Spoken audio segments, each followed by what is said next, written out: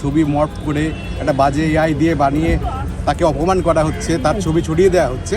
এই যে প্র্যাকটিস আজকে সোশ্যাল মিডিয়ার যুগের যে অসুবিধাটা, এই যে সামাজিক দূষণ, এই টক্সিসিটি, এইটাকে বন্ধ করা দরকার। আমাদের স্বনামধন্য শিল্পীর নাম করছেন এবং তাকে আপনারা হাইলাইট করে এমন কিছু করছেন না যিনি মনে হচ্ছে আমাদের বিরোধী। একটি বিশেষ ছবিকে সেই ছবির কলাকুশলী বা তার শিল্পীদের আলাদা করে তুলে নিয়ে তাদেরকে ব্যক্তিগতভাবে আক্রমণ করা, তাদের ব্যক্তিগত জীবনকে আক্রমণ করা, সেটা একটা আলাদা জিনিস। সোশ্যাল মিডিয়ায় আমরা যারা মিডিয়ার সঙ্গে যুক্ত, যারা আমাদের পর্দাতে কাজ করি, তাদেরকে অপমান করাটা খুব ইজি হয়ে গেছে। যখন তখন অপমান করা হয়।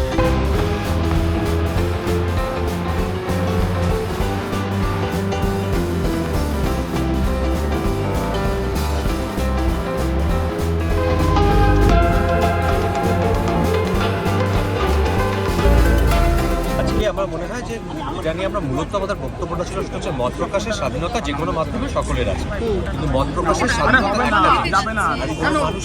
কিছু মানুষকে কোনো একটি বিশেষ ছবিকে সেই ছবির কলাকুশলী বা তার শিল্পীদের আলাদা করে তুলে নিয়ে তাদেরকে ব্যক্তিগতভাবে আক্রমণ করা, তাদের ব্যক্তিগত জীবনকে আক্রমণ করা, সেটা একটা আলাদা জিনিস। দুটোর মধ্যে একটা পার্থক্য আছে, একটা সরু হলেও একটা রেখা আছে। সেই রেখাটা বারবার লঙ্ঘিত হতে দেখা হচ্ছে। মাননীয় নগরপাল এবং কলকাতা পুলিশের আরও সমস্ত সংশ্লিষ্ট যে ডিপার্টমেন্ট, তারা প্রত্যেকে আমাদের আশ্বাস দিয়েছে তারা সর্বতরকমভাবে আমাদের সাহায্য করবে, যাতে এই ব্যক্তিগত আক্রমণ এবং মানে একটা বিশেষ উদ্দেশ্য নিয়ে যে ব্যক্তিগতভাবে লাঞ্ছিত করা, সেটা যাতে না হয়। গতকাল দেশদাকে জিজ্ঞাসা করা হয় যে এই তদন্ত committee by committee phone down কর, আমার মুখ লেগে যাচ্ছে,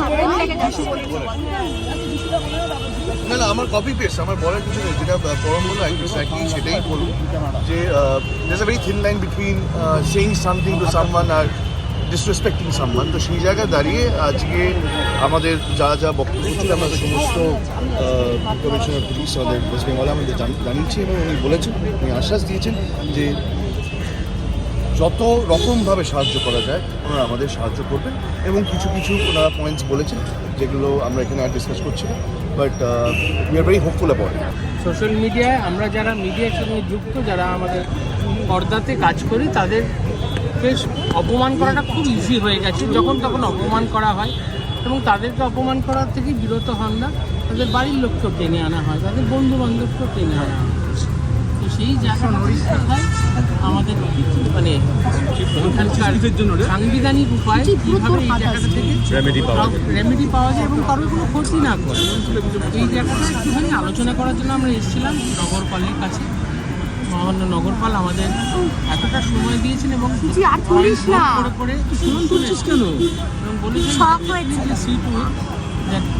এখানে সার্বভৌমত্ব যেন সবসময় বজায় রাখা হয় এবং এখন সবার সম্মান যেন বজায় রাখার চেষ্টা করা হয়, সেইটুকু আশ্বাস উনি দিয়েছেন এবং উনি যে সময় ধরে শুনেছেন, আমার কাছে মনে হয় এটা আমাদের পক্ষে একটা বড় কথা।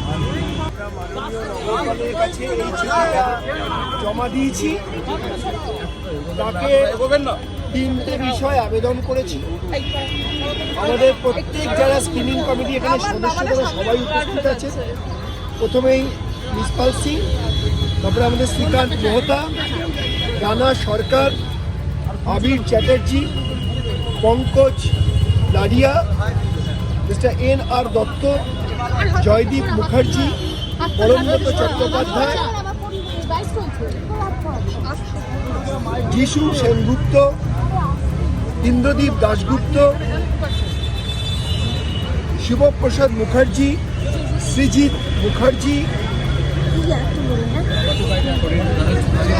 নবীন চোখানি, জিনিয়া সেন, প্রিয়া সেনগুপ্ত এবং আমাদের আজকে আসতে পারেননি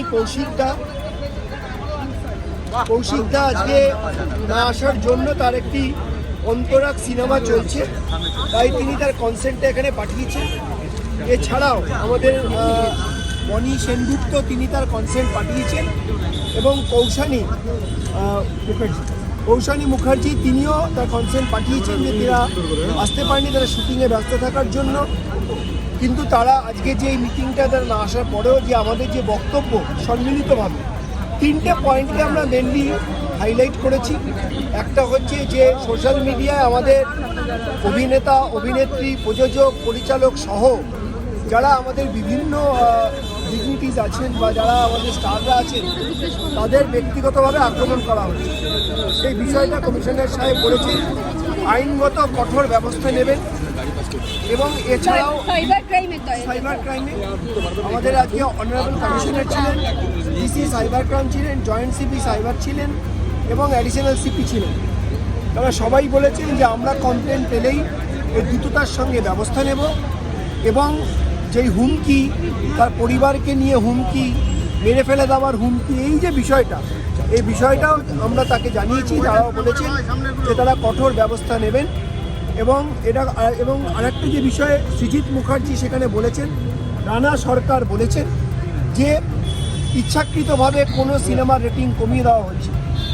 সৃজিত মুখার্জির এলাবরেটলি সেখানে অনারেবল কমিশনার পুলিশকে বলেছেন যে কীভাবে, কী পদ্ধতিতে আজকে এক একটা সিনেমার রেটিং কমিয়ে দেওয়া হচ্ছে আর কিছু সিনেমা রেটিং বাড়িয়ে দেওয়া হচ্ছে। সেই বিষয়ে কমিশনার সাহেব সৃজিত মুখার্জিকে বলেছেন যে ইমিডিয়েটলি ডিসি সাইবার ক্রাইমের সঙ্গে কথা বসতে এবং পুরো ব্যাপারটা তারা দেখছেন, রানা সরকারও বসবেন। তো এই বিষয়ে তারা যা যা ব্যবস্থা, আইনগত ব্যবস্থা নেওয়ার তারা সেটা নেবেন।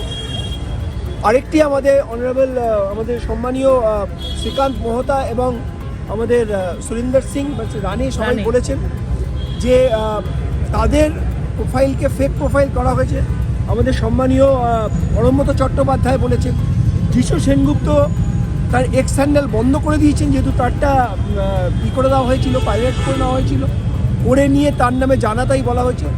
এগুলো আমরা সবার কাছে আজকে আমাদের স্ক্রিনিং কমিটির সমস্ত সদস্যদের কাছে বিনীতভাবে, সমস্ত ইউটিউবার যারা ইনস্টাগ্রাম করছেন, ইউটিউব করছেন, রিলস করছেন, তারা করুন, কিন্তু দয়া করে আমাদের এই যে অভিনেতা, অভিনেত্রী, পরিচালক, প্রযোজক বা ব্যক্তিগতভাবে যারা আমাদের পদাধিকারী আছেন, প্রিয়া সেনগুপ্তকে সেদিন জানাতাই বলা হয়েছে।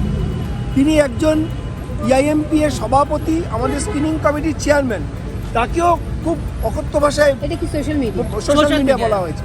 তো সবার কাছে আমাদের বিনীত আবেদন, দয়া করে এটা বন্ধ করুন এবং আপনারা যদি কোনো সিনেমা ভালো না হয় লিখুন, কিন্তু ব্যক্তিগত মতামত দিন, কিন্তু আপনারা যেভাবে আক্রমণ করছেন, যেভাবে নক্কারজনকভাবে আপনারা প্ররোচনা ছড়াচ্ছেন বা করছেন, সেটাকে বন্ধ করা হোক। তাহলে কমিশনার পুলিশ, আমরা আশ্বস্ত হয়েছি, আমরা ধন্যবাদ জানাবো কলকাতা পুলিশকে, যে তারা বলছেন তারা কিন্তু আইনানুগ কঠোর থেকে কঠোরতম ব্যবস্থা নেবে।